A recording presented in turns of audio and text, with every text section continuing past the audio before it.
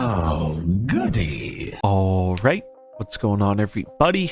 Zombies here again, and today we're back with another Marvel Snap video. So there was a pretty big leak about the upcoming patch that's going to be joining us on, I believe, the 9th of January, so a week away from today.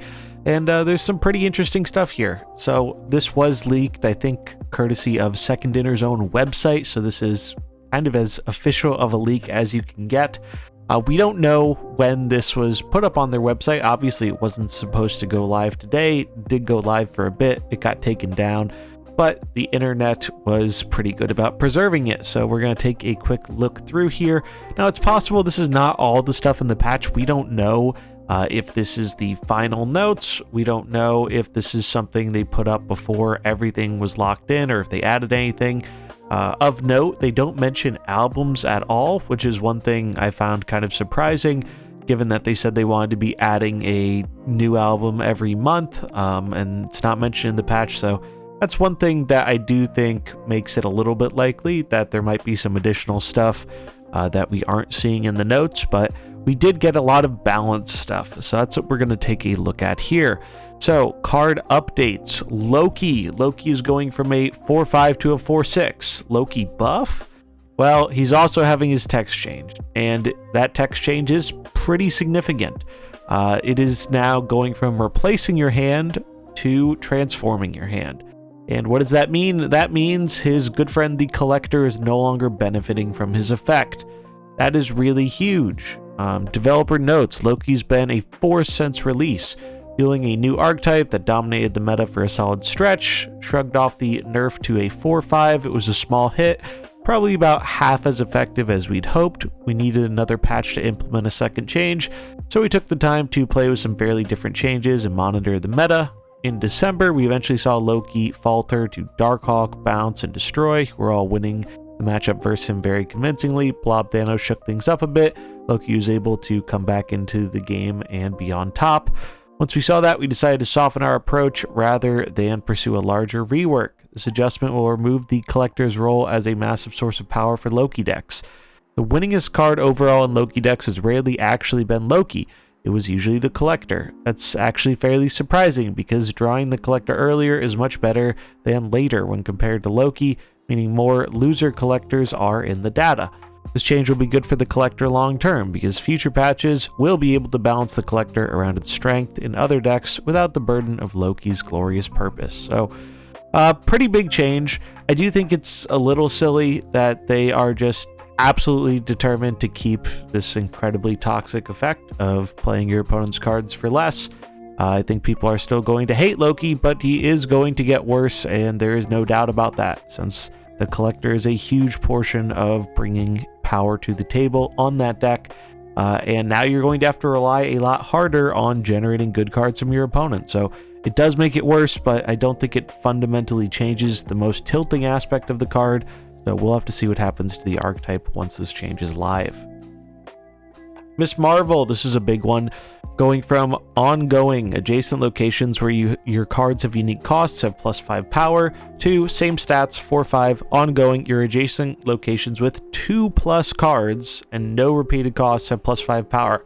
I do not like this new wording. I think this is kind of confusing. I mean, it was already kind of confusing for some players.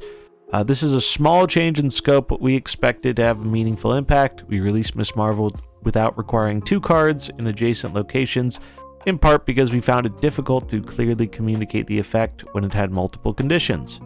However, something we learned from players was that for many of them, the default assumption was that 2 cards would be necessary anyway. That's weird. I literally never saw anybody assume that, but okay.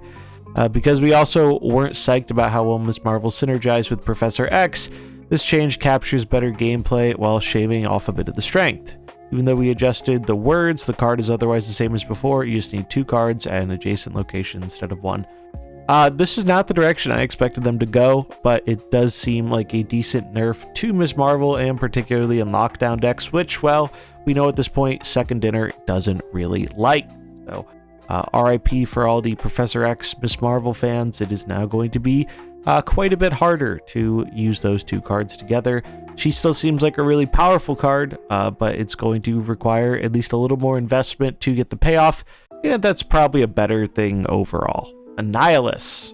Old, 5/7 on reveal, your cards with 0 or less power switch sides. Destroy those that can't. The new 5/5 on reveal, your cards with power below 0 switch sides. Destroy those that can't. Even though internal play tests successfully found most of the Annihilus decks we've seen on top of the metagame, their performance was surprising, in particular just the strength of playing Annihilus with Sentry or Hood in decks with no other synergies has been very good. During design, we widened Annihilus's condition to include 0, in part because we were worried it wouldn't be strong enough, restricted to such a tight set of targets. But clearly, that's sufficiently strong. Given that's the case, we're restoring our preferred design that requires cards to have negative power and taking a little base power away from Annihilus. It might seem heavy, but Annihilus has been one of the most significant outliers in card performance data for weeks now at any level of play. Even more surprising, Annihilus was performing better in most of our competitive samples than anywhere else. Usually strength flattens up there. So very, very big nerf to Annihilus here. I don't really mind the change of the cards having to be below 0, as a lot of the versions running 0 power cards like Debris and whatnot were kind of worse anyway, but the nerf from 5/7 to 5/5 feels pretty significant, but it was really good, so we'll have to see if it remains good or not. Dracula getting a change from 4/0 at the end of the game, discard a card from your hand. This has its power, to 4/1 at the end of the game, discard a card from your hand to gain its power. We're still monitoring discard deck's performance in the wake of losing America Chavez, and one of the cards most damaged by that change was Dracula. In addition to this minor buff, reworking Dracula this way makes his text more clear and provides us with more additional balance knobs to buff or nerf him as necessary in the future. I don't like this change at all for Dracula. One of the benefits of Dracula that I think was really cool was the fact that if he was in a negative power location, I don't like this change at all to Dracula, really. One of the benefits I think Dracula had was if he was afflicted with negative power, specifically usually from high Evo stuff, he would just kind of throw those afflictions away and get new power at the end of the game. And now he doesn't do that anymore, all for the bonus of getting a additional 1 power, which, let's be honest, if Dracula is winning or losing a lane, it's usually not by 1 power. So I don't really like this change. I mean, fair enough, it lets them adjust him more in the future, which my prediction is they're probably going to do, because it's no secret discard kind of sucks now without America Chavez.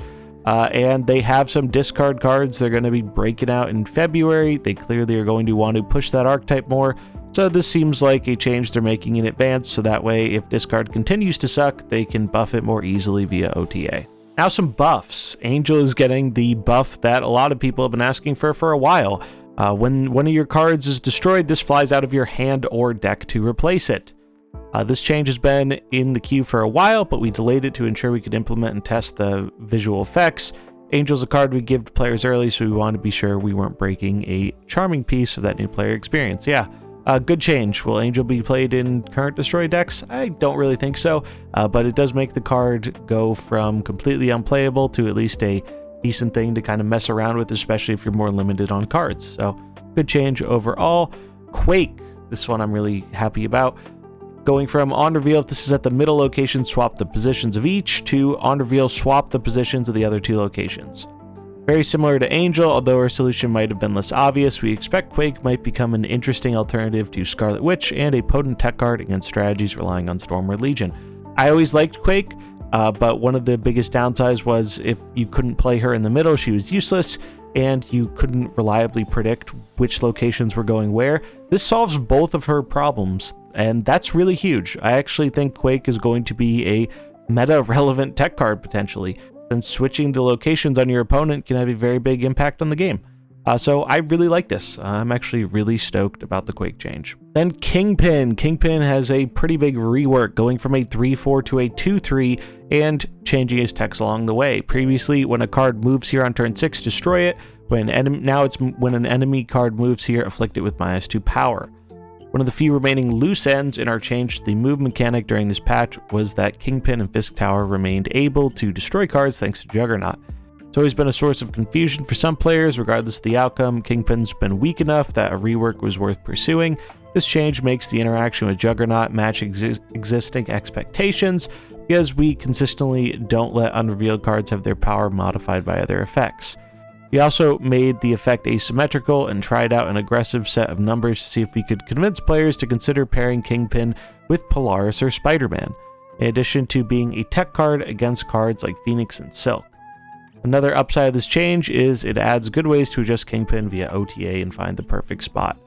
So yeah, this is pretty neat. Kingpin really wasn't played at all outside of some kind of like meme combo decks, and this seems like it's actually pretty cool, having a new card to kind of synergize with the move stuff, move your opponent's cards around to inflict them with less power. I really like it. America Chavez is having a text-only change, going from the top card of your deck gets +2 power to give the top card of your deck +2 power. This is just a text update, doesn't actually change anything about the card. And then after you play a card here and similar effects, we have a handful of non-intuitive interactions around the after you play triggers for complicated coding reasons. Most prominent has been Angela, who would receive her power when the card was played to her location but revealed at a different one thanks to something like Juggernaut. This doesn't match intuition around other uses of the word play, which typically care about where a card finishes resolving, such as Death's Domain. If she worked the right way in that case, it would mean working the wrong way with stuff like Spider-Man. She would not get the buff from Spider-Man after he moves away. So either way, something would act unintuitively. To solve that, we implemented a new functionality in this patch that allows us to track where a card began to reveal, rather than just where it finished revealing. That means effects like the two above work more intuitively now. Juggernaut will stop unrevealed cards from buffing Angela, and she'll now be able to get buffed by Spider-Man even though he moves away before resolving. This is also going to fix a few of the bugs we've had with Luke's Bar, as cards that got bounced sometimes became untrackable for other triggers. In the vast majority of cases, this change won't affect your gameplay experience at all. It really did only matter for a few corner cases. However, we're providing a list of cards and locations that have slightly different behavior now. Angela, Titania, Silk, Elsa, Negasonic, Werewolf, Echo, Lockjaw. The one I'm most interested to see here is with Elsa. This kind of makes me think maybe the old functionality of Spider-Man will return. So if you have a Elsa lane, you fill it with Spider-Man, he moves. Does he still get the Elsa buff or not? I don't know. I wish they would have specified that a bit because it doesn't feel overly clear. But yeah, I think this is one of those changes we're going to have to see it in game to really feel the full impact of it. And a list of locations here as well that are impacted by this. And then Fisk Tower is getting a change. Before it was when a card moves here, destroy it. Now it's when a card moves here, afflict it with -4 power. All of the notes for Kingpin above basically apply here. We still want a location that plays spoiler to movement, but without the confusing elements created by occasionally destroying unrevealed cards. A little sad because I think Fisk Tower was kind of fun with like Magneto, Juggernaut, and Arrow, but it still seems like it's pretty decent with those cards, so I guess it's fine. A bunch of bug fixes. There are a ton here. I'm not going to go through it. I'll leave a link in the description if you want to take a look through it yourself. But yeah, those are the patch notes. So some pretty significant nerfs to some powerful cards, some buffs to some underperforming cards. Overall, I think it's pretty good. Again, this might not be final. We don't know when this was published, so we will have to wait and see. Specifically because of the lack of like albums, I think it's likely that there is maybe some more here, but maybe they just aren't doing any albums this month. Who knows? We will find out in a week when the patch notes officially are revealed. And one more thing that was revealed via the website is Twitch drops are returning again. So Twitch drops will be coming from January 23rd to the 30th. And for watching 2, 4, and 6 hours on Twitch, you can get 65 random boosters, 350 credits, and a premium mystery variant. So woohoo, no more pixels like we got in December. That's going to wrap it up for this one though. Again, link in the description if you want to check out the notes for yourself. I'd love to hear what you think about them in the comments below. They do seem to have gone after a bunch of the top performers, so Loki, Miss Marvel, Annihilus. I'm interested to see what kind of effect that has on the game and what you all think about it. That's going to wrap it up for this one. Hope you enjoyed it. If you did, remember to like and subscribe, and I'll catch you in the next one. Peace.